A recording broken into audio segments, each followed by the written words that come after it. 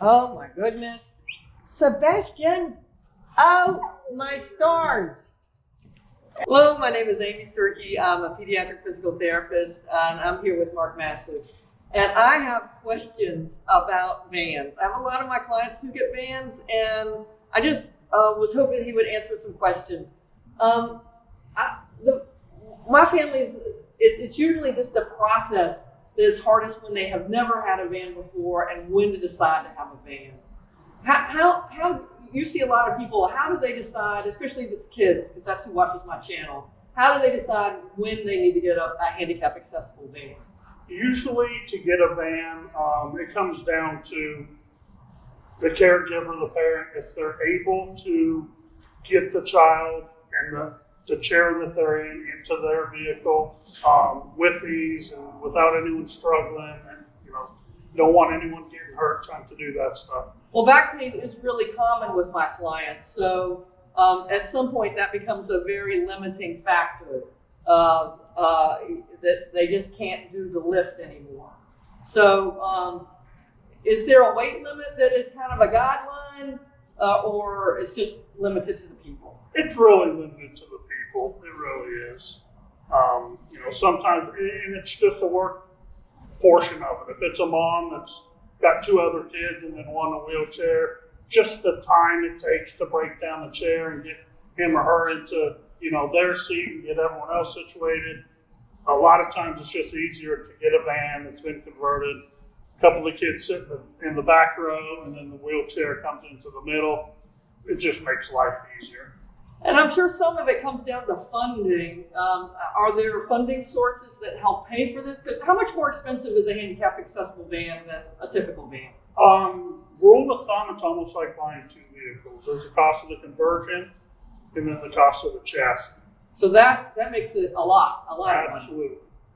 And is that true for a used one too? A used handicap accessible van is going to be twice as much as one that's used that's not handicap accessible? It is, because they're both going to depreciate, but when the chassis and the conversion are depreciating kind of at the same rate, just like a used van would, you're still paying for two different parts. And people watch this all over the world, but let's just, I know you can't really answer for all over the world, but for here in North Carolina, what are the different funding options for getting a van? There's quite a few. I mean, there's many different grants that are out there that are listed every year that you can look up. So there's grants? There are grants, and then there's stuff through major medical as far as CAPC and innovations. So government, county, state programs? Correct. And does insurance cover these? Some insurance does. Again, it's really a case by case. Medicaid's very good.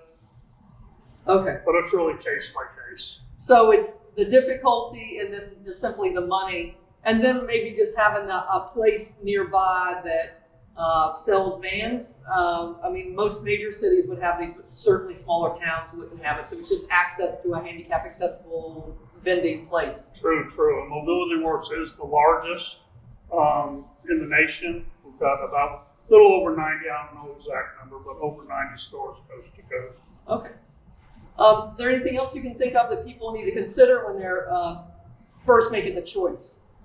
Definitely making sure it's the right van. So we do a needs analysis, getting the measurements on the client in the chair to make sure that the width, length, height of the chair is going to fit in whatever vehicle they're looking. I've actually had that happen, that somebody a long time ago got a van, but the only way they could be it was all the way upright as opposed to reclined, because otherwise they wouldn't fit. Right. Or to get in through the doorway, they had to be reclined all the way back because otherwise they didn't fit as they got taller. Right. So that needs assessment is done up front, and that's something y'all do? Absolutely.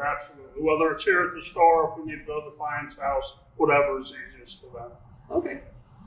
This is just a basic beginning of talking about getting a wheelchair accessible van. I hope this is helpful, and we'll look forward to seeing you next time. Thanks a lot. Bye-bye. Thanks. Oh, come on out, Sebastian. Oh, my star, Sebastian.